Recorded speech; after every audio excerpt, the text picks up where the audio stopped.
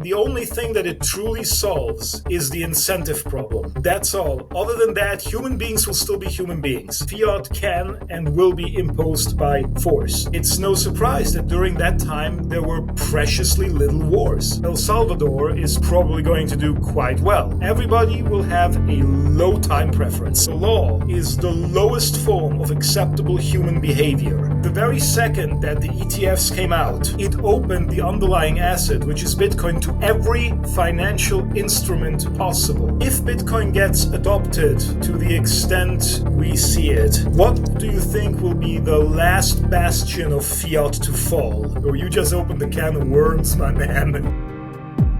Usually I start, as you know, with questions, and then in the end there is an end routine. But I found the question so interesting from the end routine that I wish I will do the first time ever the end routine in the beginning.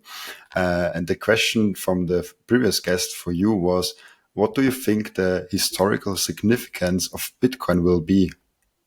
Like in the future, how will people look back at Bitcoin in like 100 years? If it gets adopted to the extent that we think it will get adopted, it will probably be viewed as akin to the invention of gunpowder, akin to the discoverance of gold, akin to the discovery of electricity. If not, it will become just another footnote in a series of failed attempts at improving the human race. Is there anything like when you think of what can fail Bitcoin at this point? Is there anything you think of like this event would probably end Bitcoin? Is it like an internal bug? Is there something we don't know? Is it just a black swan, or is there something else? Okay. I can think of a lot of things. The question is always how probable is it for that thing to actually occur. That's a risk is always possibility of damage, amount of damage multiplied by possibility of that damage actually occurring.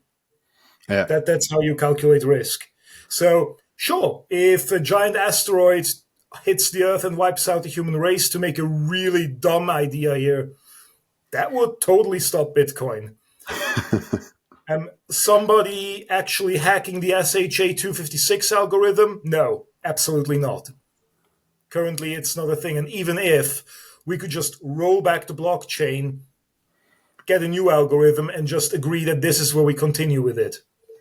So, yeah, I can think of a lot of things. Some more stupid, some less stupid, some more dangerous, some less dangerous.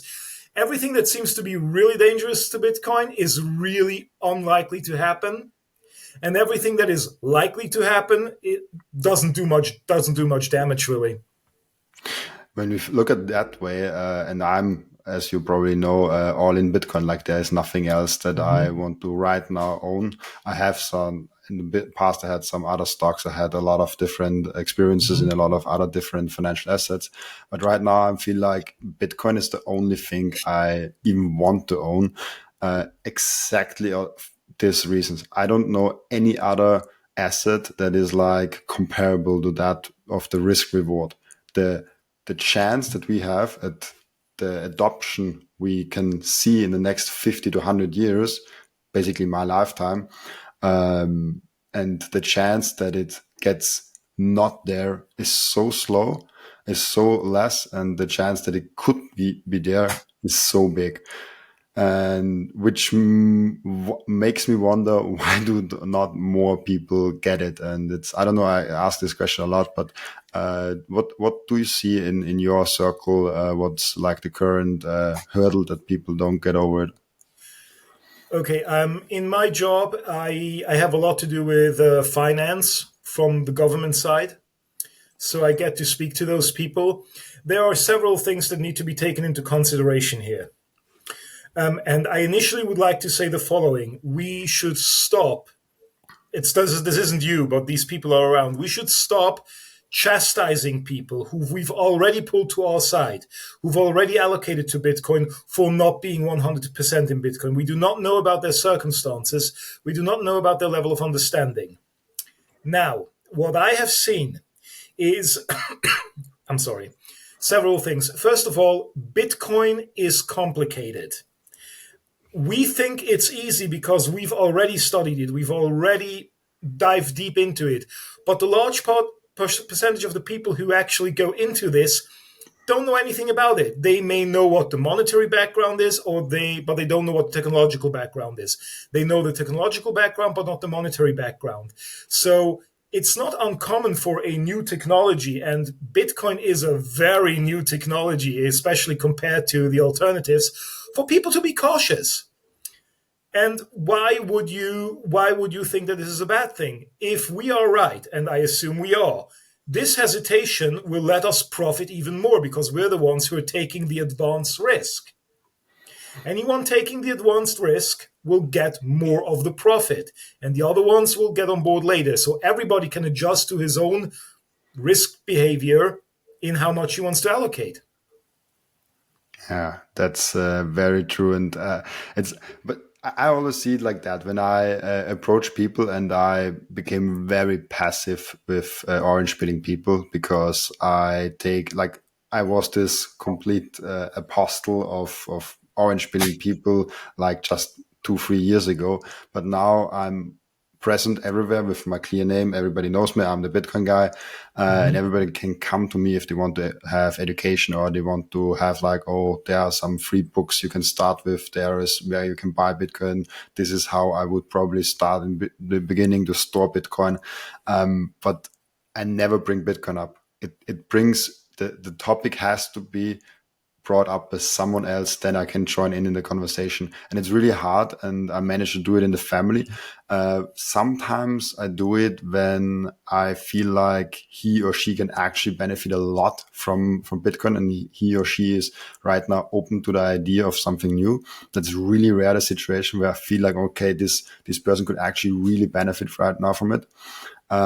Because honestly, I cannot make a dent in the Bitcoin adoption. I can shoot up 20 videos a day. I can do whatever I do. I will make nothing as a dent in the Bitcoin adoption. So if I speak about it, it's just for me to get the word out. But honestly, I'm just like really small thing in the Bitcoin adoption, and I'm aware of that. So when I orange pill someone, it's just because I want to give him something good. Because the Bitcoin price, I cannot move him. Well, especially now, ever since the ETFs came out, the retail era of Bitcoin is over. It's over. We are now in the institutional era of Bitcoin. I myself, where I work, I do mention Bitcoin every now and then as a bit of a meme because people have gotten used to it. Like, it's always fun when you got a meeting with your boss and they all know it's going to anyone who has anything to say, and you were like, yeah, buy Bitcoin. And everybody has a good laugh. But it worked. I work in an environment where I have direct contact with around 400 people. I was able to get 5 of them to buy a certain amount of Bitcoin. I think that's a good thing. A very good Why thing, not? honestly. Why not? We're not going to influence the Bitcoin price, but these are 5 people whose lives will be significantly changed to the better in the future if they can stick with it. Definitely. What do you think? Because you said now the retail time is over now, the institutional time started, and I agree with that 100%. It started somewhere around the last 3 years. You could pick the Michael Saylor getting as a first publicly traded company in Bitcoin, like as the starting point. But with the ETF, it really started going the institutional side of it. What do you think beyond the ETFs, beyond the next like 5 years, the next adoption wave could be? Oh, you just opened the can of worms, my man. Okay, so if you want to do a deep dive into this, I suggest you follow a guy on YouTube who is called British Hodl. He already brushed on that. I'm shortly going to condense that. The very second that the ETFs came out, it opened the underlying asset, which is Bitcoin, to every financial instrument possible. Now, just look back in the past what those supermen on Wall Street were able to do or destroy. The ETF, you ain't seen nothing. What do you think will happen when suddenly somebody decides, maybe I already have, to put out options on that? What if suddenly the ETF can be traded with options? Because depending on who is offering them and who is selling them, there might be a necessity to cover your own options, which you buy or sell, with the amount of Bitcoin just to secure yourself in case your options go sideways. What do you think will happen when derivatives and structured products come into play? Because in this case, the problem is that with Bitcoin, you either have it or you don't. And at some point, somebody is going to request that. But as soon as this takes off, we haven't seen nothing yet. This brings me to an interesting thought, because when Bitcoiners have a lot of Bitcoin now, and there are on the other side a lot of people that have a lot of claims maybe on Bitcoin, but not really a Bitcoin, but everybody wants a piece of it. There's this meme going around that Bitcoiners will be the future banks, because they want to hodl the Bitcoin. They're really frugal and they don't want to give it out, but they are willing to like lend out or borrow, like whatever it is, in whatever legal form it is, like a really small portion, and then you can do something with it, or maybe an IOU with that. How do you see that go? I mean, there's also this thing where it's a proof of work method. So in the long run, it will distribute nicely because you have to put in work to get it. But how do you see the distribution and the adoption going with Bitcoiners? Okay. It's a bit of a stretch in my opinion, this is all my opinion, just for those who will comment furiously that I'm wrong, this is just my dumb opinion. It's a bit of a stretch to assume that Bitcoiners who have a lot of Bitcoin will suddenly become banks. I understand we have a lot of hate for bankers, central bankers, sometimes justified and sometimes unjustified. But here's a fact. Banks, if the market was a bit less regulated, would fulfill an extremely important role and function when it comes to the allocation of resources for investment or consumption. This has always been the case. Countries that came out of Soviet Union rule, one of the major problems they had is they did not have banking. They did not have people whose main job was to collect resources and then do risk analysis and give it to people they thought were able to actually build something with it and then pay back with interest. The average Bitcoiner is not a banker.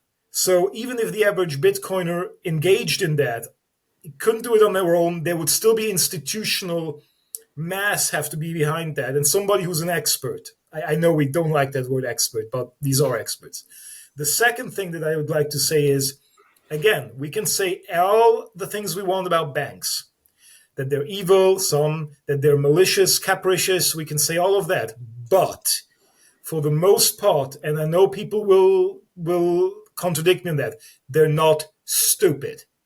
These people are not stupid. They may have an overbloated ego, they may overreach, but in general, they're not stupid. Do you really think that these banks, all of them we know, UBS, Bank of America, JP Morgan, the thousands of smaller banks, like or cantonal banks or state bank, whatever, that they are just going to let this slip through their fingers? No, they won't. No, they won't. They'd be dumb to do so. At some point, the pain becomes too big. We already see the first steps happening. Just recently, Post Finance in Switzerland announced that you can now buy Bitcoin with them. I'm sure other banks will follow. What makes you think that these people will not at some point decide, hey, we're going to lend Bitcoin? There will be people who will deposit Bitcoin with those banks. They'll be dumb, but they'll do it. And then they will lend out those Bitcoins. And those banks, for all the negativity, are, in fact, better suited to make risk analysis when it comes to lenders. My take. And I actually agree with that, because I think that we see it with self-custody. How many Bitcoiners that are now so early in the game are actually doing self-custody? I know people around me, friends of mine, who have Bitcoin. They are fully in Bitcoin, like 100% in Bitcoin, and they are not self-custodying. And I am talking to them and I'm saying like, don't do this, get self custody. I will show you how to do it. I will guide you through and it's fascinating for me that Bitcoiners, and I think we always live a little bit in a bubble. But if you look for people that just like, I get Bitcoin, I get that the monetary aspect will grow. It's like something like that, but they don't have self custody. It's fascinating for me. Look, you should stop because if what happened with FTX and Sam Bankman-Fried was not enough to scare these people, not convince them, scare them into taking all their Bitcoin into self-custody, then nothing will. Then nothing will. Get wrecked. Absolutely. And And this is why I think to come back to your previous point, I think there will be Bitcoin banks. There will be always someone that takes care of your Bitcoin because people are seemingly. Are you also that opinion that even in the future, like even if we are at a really full scale Bitcoin adoption, like 100, maybe 150 years, self custody will still be a small part, or can we learn it? Like today, almost everybody can send an email, as if we don't go to like 70 years, 80 years plus. But is it like sending an email self custody at some point, or is it something that most people won't do? okay, there is a concept in economics which partially applies here. It's called stickiness. Ever heard of it? No. Okay. Stickiness is a little bit broad. It's usually used when it comes to changing from one provider to another. Let's assume that you are with a phone provider, you get a plan, and you pay 10 units of a currency per month. Now some other phone provider comes and he offers the exact same plan. The exact same plan. And he offers it for 9.5 units of currency. What would the logical thing be? The logical thing would be to immediately change to the other one because you're saving money. But people won't. That's what we call stickiness, and they will refuse to change because it's a hassle, because they've gotten used to their own phone provider, because they're lazy. So the difference between two options needs to reach a certain distance before this laziness, this stickiness is overcome. Hmm. In terms of technology, self custody, let's be honest here, despite all the great cold wallets that we have, it's a hassle. Come on. I mean, you have to buy it, you have to set it up, then you need to do a backup seed of it, maybe even a Shamir distribution of it. It's a hassle. Not many people want to do that. Whether self custody will go up in the future is dependent on whether we can overcome that stickiness to make it so easy for people that it's not going to cost them too much in order to switch from other people custodying it to self custody. And that is happening. Technology is getting better. At some point, I'm sure setting up a cold wallet will be much easier. Yeah. Yeah, I hope so. But you're right, because you have to care for it, and then you also have to ask all those questions yourself.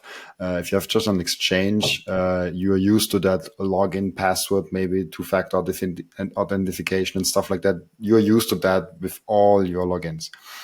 But then when it comes to self-custody, you have to do something you probably never have done before.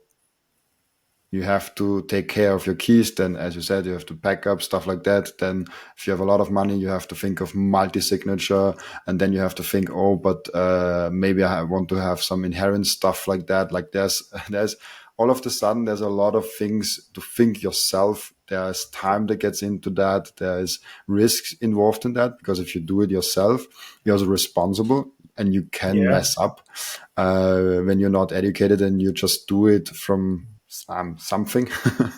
Yeah. So there's a lot going in there. You also mentioned British Hodl, and I also had him. I wanted I had him on the podcast too, and I loved this Saw it, interview yeah. with him. And I encourage everybody to check it out. And he said something that most Bitcoiners disagree with, I think, or like some. Nah, I don't know if most, but I think most of my guests disagreed with him on this part. He said that fiat will always be around. He said that the fiat system will always be around in some capacity, at least in our lifetimes. Do you think that fiat can be around in like the next 50 to 100 years? Yeah. I actually fully agree with British Hodl on that. Fiat will always be around. Several factors that come into it. I don't know which ones he mentioned, but this was a quite lively discussion I had with a fellow economist who is also into Bitcoin. First of all, fiat can and will be imposed by force. I mean, to borrow from the MMT argument, as long as governments can demand that you pay your taxes, your road taxes, your social security in fiat, they are forcing a fiat system to exist. Now, as much as I would like for governments all cease to exist tomorrow, not going to happen. And as long as they can impose fiat, they will. And they are doing it with CBDCs right now, or they're trying at least. So fiat will always be around.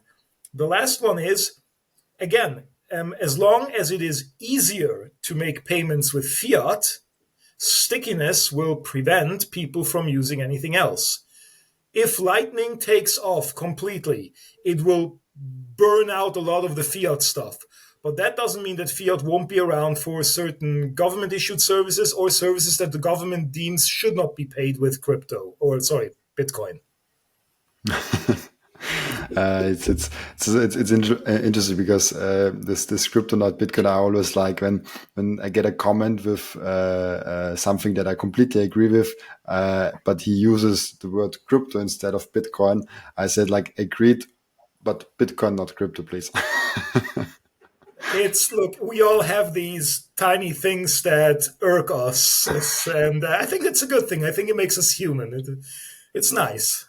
Definitely, yeah, definitely. It's really interesting the thought that fiat will always be around. For me, it's when I look out long enough. Like fiat can be around like 200 years, 1,000 years. Like it can be around a long time because we know from the history, money takes a long time to get adopted, and but I see no reason why we should not switch at some point to a full Bitcoin standard. I agree 100% that there's a lot of work to do. Like we are not even close to it, because I also had someone on completely on the other side who said he could imagine that the fiat will hyperinflate so much in the next like 5 years that we seeing the Bitcoin standard way sooner than that.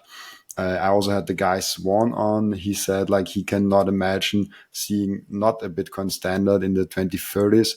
I have a hard time seeing no Bitcoin standard in the next like 500 years. But I don't think, and it's also a little bit controversial, but I don't think actually that fiat will go away while I live. I would be surprised. I would be surprised if it's that fast. Short insert here. Just two things which I've noticed. First of all, so you're telling me that fiat might go away because it will suffer from hyperinflation. I can give you 5 examples of hyperinflation in countries, and all they did was invent a new kind of fiat. So I'm not saying that your argument isn't somewhat valid, but I think this would be a very fair point to criticize it upon. Yeah. The Deutsche Reichsmark had hyperinflation, got a new one. The Zimbabwe dollar got a new one. And when Venezuela's currency completely gets obliterated, they'll get a new one. So I get your point. This would be the counterexample. The second one is something that you said, and I hear this quite often. You said, I cannot imagine XYZ. Okay, that means you cannot imagine it. You cannot imagine why fiat wouldn't completely disappear. Now ask a politician. Ask anyone whose life depends and relies on fiat money, on a fiat world, and ask them how they think about it. And then tell me again how that works out for you. I'm not trying to be antagonistic here. I'm trying to tell you is for every one of you and me who cannot imagine that there's thousands of people, often with much more power and better propaganda machines, who can absolutely imagine that. And they will do anything and everything in their power in order to keep it. And quite frankly, they might be able to keep parts of it. You said before, there's no reason why we shouldn't have a Bitcoin standard. Okay, fair enough. Even under a Bitcoin standard, they can still be a fiat system. And I don't think that we're going to get rid of it that fast. Also, I think we have a little bit of a misunderstanding here on the timeline. Sure, if we talk about an infinite timeline, then anything becomes possible. On an infinite timeline, the probability of anything happening tends towards 100%. But I'm going to talk about, I don't know, my own lifetime here. So I got another good, I'll be optimistic, 70 years to go. Yeah, I got another 70 years. And within that time frame, no, I don't think fiat is going to go away. Yeah, I agree with that. I said it before. Like, I think lifetime wise, it will be really hard for me to see fiat go away because of so many reasons. But yeah, let's see. I certainly wish for it. I wish for a lot of things. Yeah. There's this. I talked with British also about that. This happy hippie tree revolution in the Bitcoin. Where like, oh, we are on the Bitcoin standard, and then we are hugging trees, and everything will be fine. I also don't agree with that one, but I like his stance on a lot of things. Even though he gets a lot of hate also in the Bitcoin community, it's interesting how it goes. In order to capitalize on that, we have this saying, like, Bitcoin solves this. It's true to some extent. Bitcoin, the only thing that it truly solves is the incentive problem. That's all. Other than that, human beings will still be human beings.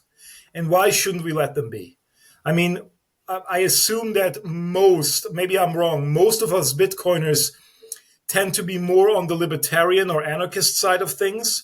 So we are perfectly happy for other people to have what they enjoy, even if we don't enjoy it.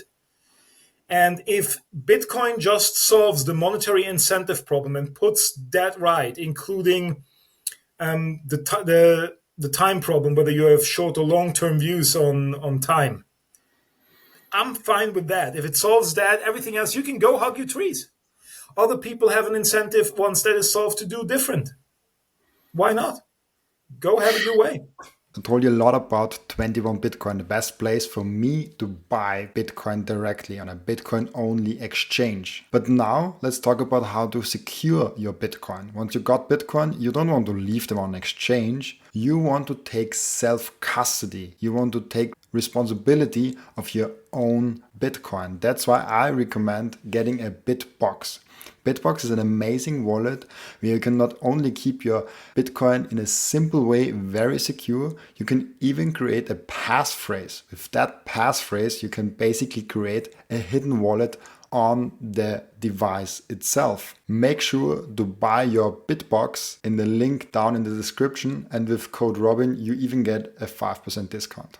I love it. I would love. And it's interesting for me this whole thing with the Bitcoin adoption, because we want to see more and more adoption. We want to see Bitcoin succeed, but we are in such an early stage, and I think this is also the reason why we have so many Bitcoiners tell us that it changed their life. And Bitcoin actually can change a life. There are so many examples of that. But I think it's not necessarily because Bitcoin does something with you. It's probably more because Bitcoin introduced you to a community of libertarians and free thinkers. And it kind of changes your environment a little bit. You all of a sudden see something, and you get introduced to something. I don't know exactly what it is. I definitely know that people lives get changed in the society, or like maybe not society, but the small lives get changed from that. Interesting will be if there will be a massive change on a society level, on a global scale, for Bitcoin. I asked the question, I think, almost in every episode. When Bitcoin will be more and more adopted, and we are seeing now Bitcoin prices from 1 million, 10 million, 100 million, I don't know where we go. If society actually fundamentally change, or everything will stay the same because all of a sudden more people have a sound money. Well, it can change by putting different incentives, by imposing actual cost. Those changes can occur. Let's take something really controversial. Let's take religion. Bitcoin is not going to change anyone from being a devout Christian, Jew, or Muslim. It's not going to change the cultural environment they would like to live in. What it will do is it will no longer allow people to act on certain impulses without bearing the cost. For example, right now, it is extremely cheap for any nation, as we've seen, to wage war, because they can just print as much fiat as they want, dilute their currency, rob their people. But as soon as you actually have to pay the price, I think we may very well enter a new Belle Epoque. I don't know how much you know about that. The Belle Epoque was basically the time in Europe where the gold standard reigned supreme. And it's no surprise that during that time there were preciously little wars, because anyone who wanted to engage in a war would have had to pay the price in gold.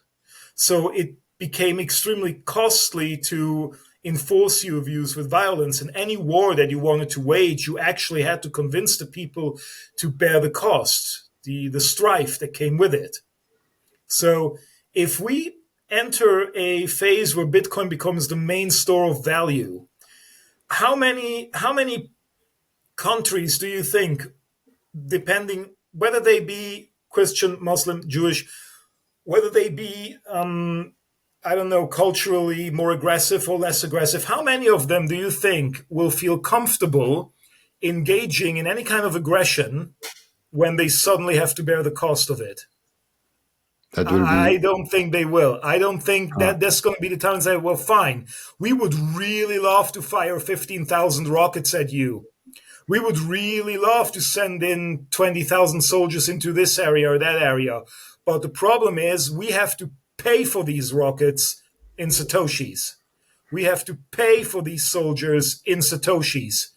And we can't just make new Satoshis, so maybe finding a more diplomatic solution would be better. So, Bitcoin changes incentives and it imposes cost. Nothing else, in my opinion. But this changing incentives, I think, who said it? Charlie Munger said it, I think. Show me your 5 biggest incentives and I will show you what you will do, or something like that along the ways. And I think the incentive of a person shows his actions in the long run or even the short run. So I think if Bitcoin changes the incentives of society, it actually changes a lot in society fundamentally. So it's interesting for me to think Absolutely. On that level, yes, you're absolutely right. In that level, it will. I may have not generalized it enough. So yeah, I'll give you that one absolutely. Yeah, really cool. Maybe let's dive deep into, no, not deep, but let's dive into your personal discovery of Bitcoin. You discovered Bitcoin, like, because we talk a lot about this hurdles of getting into Bitcoin and seeing Bitcoin, and I think a lot of people, almost everybody heard at least about it, at least in our Western civilization. I don't know how it's in other countries, but not a lot of people make the efforts to learn about it because their pain is not enough. their curiosity is not high enough. What piqued your interest? Like, why did you get into Bitcoin? Did you got gold before? Did you got the Austrian economics mindset before? Okay. During my time at university, when I studied economics, I had a professor who was an Austrian, not a very outspoken one, which I highly admired, but he was an Austrian, and he got me into the whole Austrian mindset. I got into Bitcoin by accident afterwards. When I was in a pub, I was drunk like hell, and this guy was yapping my earful of Bitcoin, and then I bought some. Not going to say how much and at what time that was. And I woke up the next morning, didn't know what to do with it, and forgot about it. And I only rediscovered it years later when it shoot through the roof already. And that's when I started to investigate what exactly Bitcoin was. I went through all the online resources. And because I had engaged in, there were courses you could take at university for specific interests in monetary theory, I found it actually perfectly aligned with monetary theory and what the Austrians thought about it. And that was like, all right, if it all fits, then it must be true. So far, I hear no counter argument to it. And that's when I really started to get into it. That's amazing. Yeah, I think it's great that. First of all, it's interesting that you said Austrian mindset. I think maybe for some new people we talk about, and because when I first started in Bitcoin, I actually had this question in mind. When we talk about Austrian mindset, we talk about the Austrian economics, like the not the right now economics in Austria, as it's the Austrian economics for like Hayek and Mises and stuff like that. I think when you Google Austrian economics, you can get in this whole rabbit hole. Because actually in the first ever sessions when I dove deep into Bitcoin, I was like, because I discovered Austrian economics with Bitcoin, I was like, why is everybody talking about Austria? There's nothing special about Austria. I was our economics is like Germany. It's like Switzerland. It's not different. So different from everybody else's. Why is everybody talking about Austrian economics? So I think I always try to be aware of new listeners that are asking what's special about Austria, because I'm sitting here and I'm also Austrian. And I had the same question. Your capital has some really nice roads. Yeah. We have a beautiful country in general. Absolutely. I had one guy on and said like, this grass in Austria is so green, it's so clean here, but it's in Switzerland the same. I think Germany also kind of, but yeah, also Austria is beautiful. Absolutely is. That's cool. Yeah. For the next conversation, I think that we're always talking about the impact that Bitcoin has on society. And we have in the history, when we look at art and when we look at architecture in Bitcoin, and we see this big Roman Empire, we see now America, we saw so many different empires rise and fall. I think you probably are familiar with Ray Dalio's theory with the rise and fall of empires. Read it. And it's interesting for me to see now, and we have this meme now with Bitcoin is the next, like there's this meme where from Ray Dalio's China now climbing up and America going down, where we exchange China for Bitcoin. Do you see something like that we actually go away from those kind of cycles and the monetary standard expanding there? Okay. Depends. Whether you have good money, sound money, or bad money, that's just one ingredient. It then depends on whether you use it. So if nation states on a whole just steadfastly refuse to accept sound money because of the downsides that it has to their irrational spending, then these cycles, at least for individual nation states, will continue, while it will not continue for those who adopt Bitcoin. The question is who will do so. we can say that El Salvador is probably going to do quite well. We can also say that countries like China, they're a bit on the brink. I mean, we're all talking about how China has outlawed and banned Bitcoin. Well, now they're bringing it back. Hong Kong wants to issue its own Bitcoin ETF. And again, the Chinese are quite pragmatic people. I think they could make a turnaround. If we have sound money, then this whole cycle may stop. It may. Because unlike with the other forms of money that we had, no single nation state will be able to dilute it. I mean, the Roman Empire fell when they started to introduce inflation by clipping away at their gold coins, making them smaller, diluting them.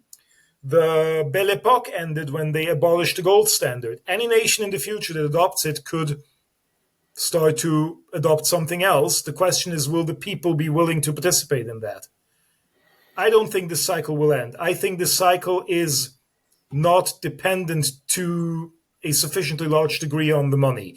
I think it's dependent on culture, and I think it's dependent on the nation state that decides within its borders how it will use Bitcoin. I see also a lot of culture going on, because I see when a culture rises, people kind of get lazy. And when a country is on the bottom, they are, I see, and this is something more subjective and more my personal view and my personal feeling, that are way more, excited about work, and they are hardworking, and they're doing more. So I'm also kind of thinking that even if we got to a sound money standard, that the cycles probably will be different, but there will always be countries that are ahead, and then over generations, because people that build the generation are building a better future, and then the better future provides more comfortable life, and this comfortable life makes you a little bit more lazy, and then there will be another nation that is not that good off and is kind of motivated to work harder, but that's just my personal theory from what I've seen. Also with in my personal life, I see families where the kids are from families that are very well off and they can live off stuff. They are often not as motivated as the kids that have to suffer a little bit more and want to do it like. But that's just a personal thing. Okay, if I can interject there just a little bit, I resent the thought that this rising in work ethic, staying and then going is as simple as reading Buddenbrooks, which is like a perfect microcosm. If anyone hasn't read the book, you should read Buddenbrooks. It's the rise and fall of a merchant family in Lübeck, or short sleeve to short sleeve in 3 generations or so. This is just me. The word culture is often used in daily speech. You just did it, but people don't know what it actually means. You said when culture rises, people get lazier afterwards. Now, culture has a definition. I'm going to give a half-hearted one out here. Culture describes collectively the beliefs, behavioral practices, and patterns which are held to be of great importance by a specific group of people in a specific place at a specific time. That's it. That's all there is to it. So cultures do not rise or fall. You can say it in a meta, but what happens is culture changes. So it's not that the next generation is losing out due to poor work ethics or whatever because the culture did anything. The culture changed. If their culture was still the same as their parents, they would hold the same values, that hard work pays off. If not, then the culture has just changed. So hard times create a culture in which people value things that make them rise again. Good times create a culture where people do no longer hold these values, and these people then create bad times again. What Bitcoin can do is it can remove one part of that cultural equation of these behavior patterns which influence what people will view as valuable. The one thing it does, and this is very important, is time preference. Time preference is the one thing that Bitcoin can completely remove. Everybody will have a low time preference if Bitcoin takes over. And that can be a very useful thing. That can be a cultural pattern, one part of the whole, that will give a massive boost to people, their work ethic, and how they view the world. Everything else, it's up to them. That's an amazing explanation. I could not have put it better. I think cultural. I never thought of the definition, as you said, of culturalizing, and as you said, the behaviors and stuff like that is in there. Really, really cool. We had this one professor in school, in university. I hated him. I hated him so much. Whenever you put in an essay or whatever, he had this really, really weird behavior. He would go around, he would do that, and each student, he would go to him, take out his essay, and he would pick a word and say, define it. And if you were unable to define it, he would deduct points. So you had to make damn sure that you knew the definition of every word that you used in your essay. He probably did this so people wouldn't attempt to sound smart when they are not. Do it yourself. Go around and ask your colleagues when they use the word culture, define culture, see how many can do it. And then go on the Oxford Language Dictionary, type in culture, there's the explanation. Set of behavioral patterns deemed to be important or of high value by blah, blah, blah. It helps. It helps. It's extremely cool, and I think with sounding like you, that's really cool, because when you think of it, and this is what that's why people don't like these experts like this. When we go to banks and these financial experts, what we touched on earlier, that Bitcoiners don't like these experts because they're not really expert. They're just like using bullshit bingo to sound smart, but this is a whole nother topic now. Before we get into the end routine, I thought of a new end routine for this one because we have the question already in the beginning. What are you currently, and it does not have to be about Bitcoin, what are you currently studying? What are you currently really passionate about? Due to me working in government, and I'm trying to move up because I'm an egoistic POS and I want to get paid better, I was looking into various leadership positions, which I could attain still. And I noticed something, that most of the people who are in charge of departments or sections, they all have one type of degree, the worst degree that you can have outside of all the degrees that end in studies. They're all lawyers. They're all lawyers. So I am currently trying to get a law degree. That's what I'm not passionate about it, but I am serious about it. I think a law degree is actually really a good one.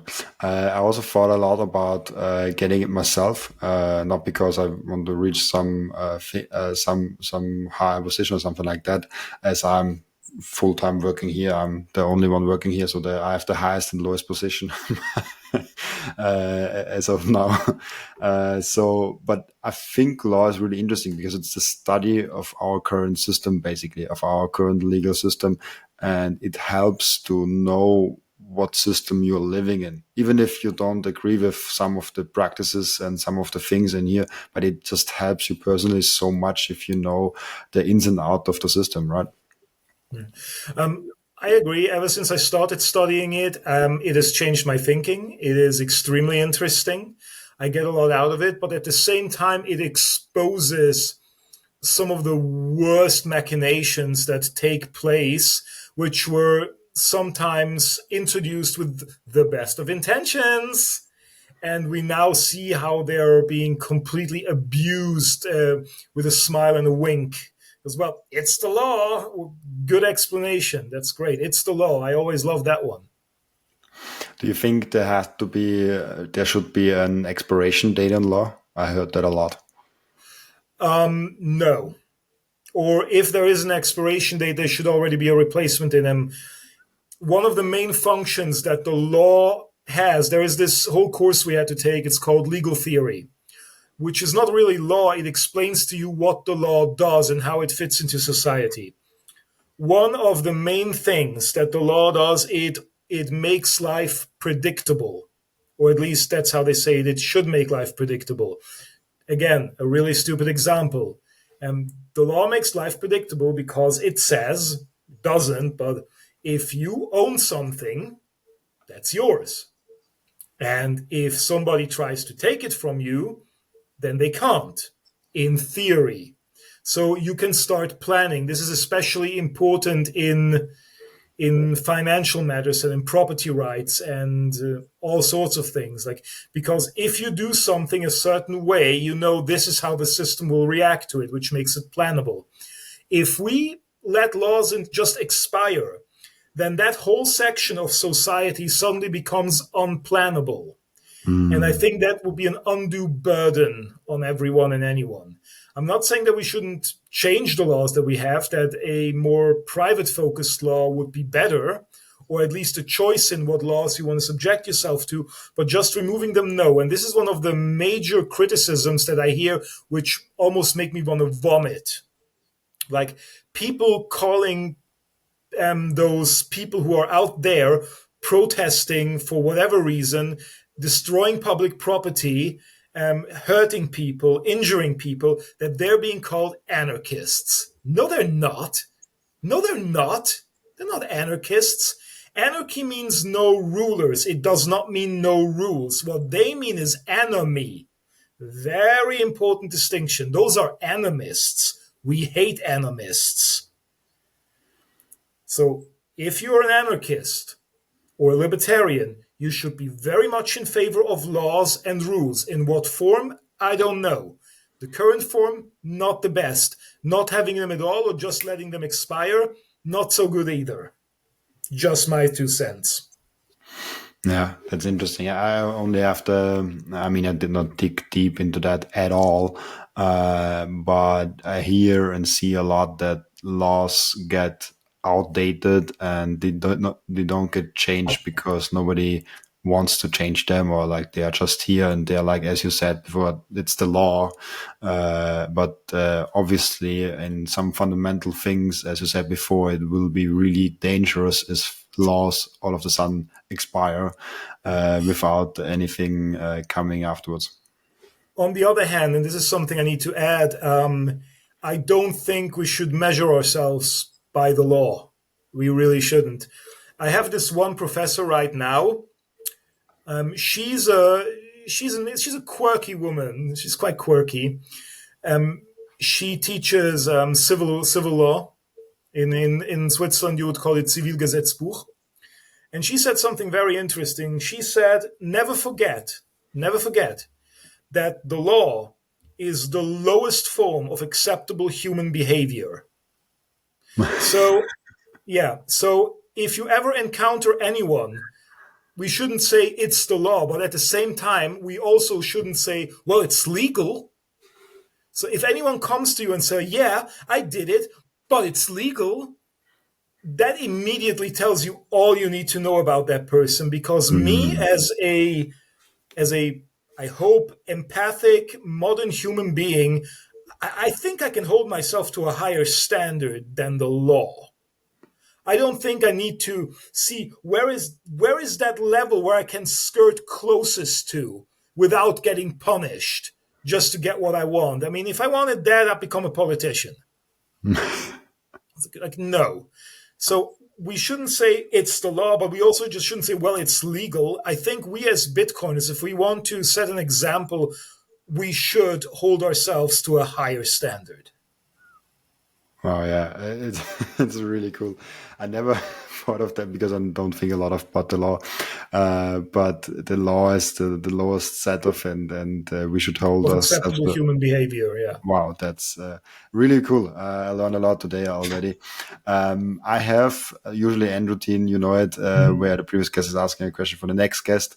As I already asked that question, I would just ask you now, what is your question for the next guest? And I will answer, and I will also give it to the next person to answer. So then we are still having that end routine. If Bitcoin gets adopted to the extent we see it, what do you think will be the last bastion of fiat to fall? Which part of the fiat system is the most resilient one? I always ask myself that. Got different answers for it. With passion, you mean like different entities or institutions, or? Will it be the government? Will it be the banking system? What will be the last ones to insist that we use artificially created, infinitely replicable paper? As I think the banks are more practical, and they can have easily a service also with Bitcoin. And I never thought of that. It's a really interesting question. I think the government will be more likely to hold on to their fiat currencies longer and resist longer and try to impose their rules and impose their power over people above banks. I mean, there's also a difference between, for me, central banks and normal bank branches.